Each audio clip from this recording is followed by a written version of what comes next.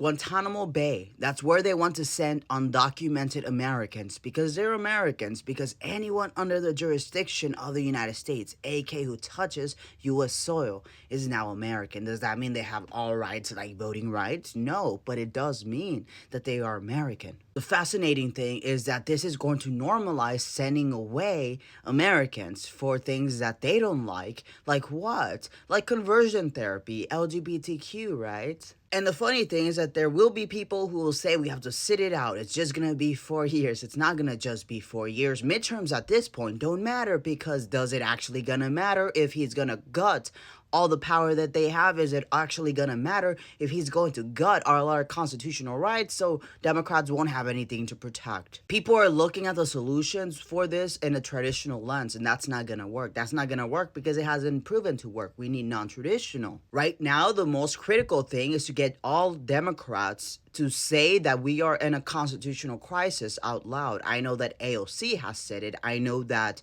Schumer has said it, but has anyone else said it?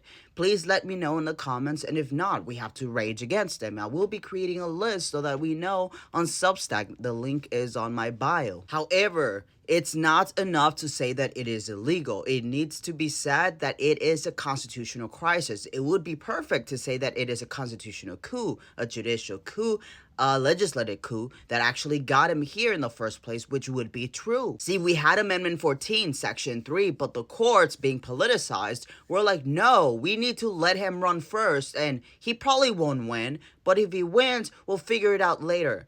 We're in later. They haven't figured it out because this was their plan in the first place. Congress, you see, the court said, hey, it's not the state government's job to actually remove him from the ballot. It is Congress' job. And then Congress said, that's not a job I want to do. What does this mean? That every single branch that could have defended our Constitution failed. What does that mean?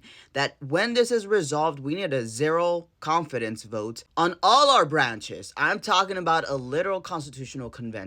We need a 1787 constitutional convention to fix all of this BS. And if anything, ask every state to rejoin the union. And you're gonna say, well, Republicans have been wanting to do this and just end the Constitution in the first place. And this is why it is important to us to rejoin. Yes, it can split the union. However, are you just going to force states to participate in a rebuilding of this constitutional social contract? I guess we can, but I'm giving them the option. But hey, I'm not the one who's gonna decide for sure what this looks like. But because there's severe restoration that's needed, there's restoration that's needed in judiciary, there's restoration that's needed in Congress, I believe something that's critical is to actually recognize the role of we the people as I used to say a silent branch, but I think it needs to be a louder branch in order to hold Congress accountable, because we were told that there's checks and balances in the government. However, no one checks and balances Congress. That is the people. But since we don't have recognition in the Constitution, we cannot actually get them out before election if they do something significantly damaging. This is why Congress has created itself as the decider of our futures. You know, they're compromised through the oligarchy, and now they're going and competing against each other to who can bend over the furthest for King Mango. Look at the one who said to carve King Mango into Mount Rushmore. It's only going to get worse, and this is what I tell you, it's the audacity, because he no longer has to ask, because people will say, here you go, here, I have a bounty hunter's reward for immigrants, you know? And then another one is like, I'm gonna host the concentration camps. And then people are over here scared of martial law. Like, yes, we shouldn't be reckless. We shouldn't go out and do like reckless stuff. However, if our only fear is martial law, then we're just gonna lose this country.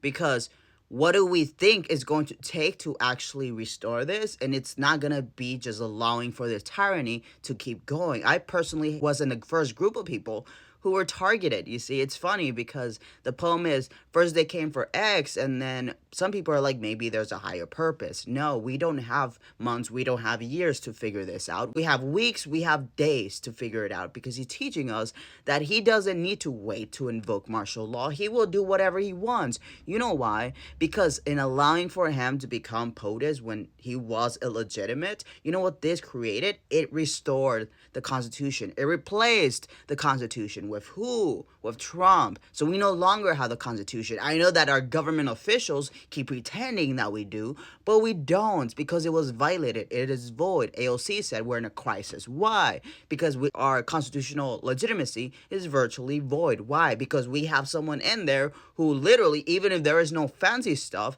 shouldn't be there because he literally participated in election interference in 2021 for the 2020 election. You see, on that day, he had the Insurrection Act of 1807, which is a federal law that empowers the President of the United States to deploy the U.S. military and federalized National Guard troops within the United States in particular circumstances, such as to suppress civil disorder, insurrection, or rebellion. Note, this was invoked in 1994 during the Los Angeles riots, all right? That was when Black and Latinos were protesting against police brutality, and this was invoked, rightly so. However, why was it not invoked on January 6th? That, my friends, is inaction. That, my friends, is negligence. What is negligence? A legal concept that describes when someone's actions fall below the standard of care a reasonable person would exercise. In this reality, it would be a reasonable president. What would he do on January 6th? He would invoke the Insurrection Act. He didn't. Why? Federalist 9 by Alexander Hamilton, the Union as a safeguard against domestic faction and insurrection starts with a firm union will be of the utmost moment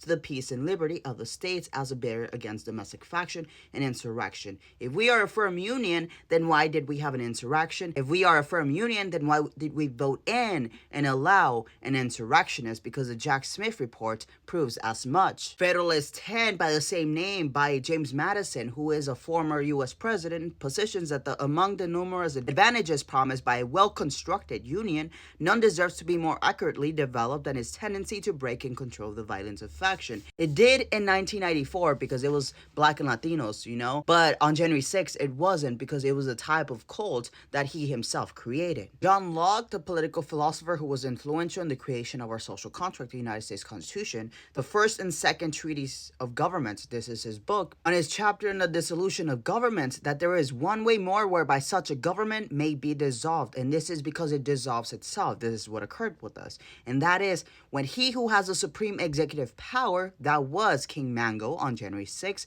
neglects and abandons that charge. What is that? Negligence. So that the laws already made can no longer be put in execution. That's what happened, Inaction led to what? The stalling of the peaceful transition of power. The problem wasn't that there was objections. The problem was that the objection was an insurrection, not through the representatives, but through the people who wanted to unlawfully change the election results. He positions that the only excuse for lawful conflict is one where we do not have a legal remedy to an existential crisis problem. There can be no pretense for force, which is only to be used where a man is intercepted from appealing to the law. This is what is occurring. For nothing is to be accounted hostile force, but where it leaves not the remedy of such an appeal, and it is such force alone that puts him that uses it into a state of war and makes it lawful to resist him. So the branches across the board failing us puts us in a constitutional crisis, and eventually it's going to lead to a political vacuum if they do not fix it. That force is to be opposed to nothing but to unjust and unlawful force. Force includes sending people to Guantanamo Bay. It includes going beyond your actual authorities, trying to end birthright citizenship, gutting agencies right and left, trying to end federal funding. For the exceeding the bounds of authority is no more a right and a great than a petty officer, no more justifiable in a king than a constable, but it is so much the worse in him, and that he has more trust put in him, has already a much greater share than the rest of his brethren, and is supposed from the advantages of his education, employment, and counselors to be more knowing in the measures of right and wrong. You see, negligence. That's what he did on January 6th, and that is why, even at the bare minimum, he comforted insurrection, and therefore, it doesn't matter if he even won, he's illegitimate, and he must be removed. Constitutional crisis is what we require from our politicians.